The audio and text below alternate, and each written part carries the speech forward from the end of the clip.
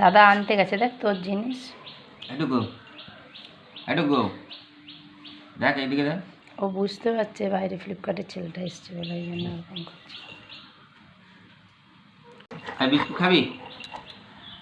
তাহলে বস আগে, তাহলে বস। বিস্কুট খাবি যদি বস।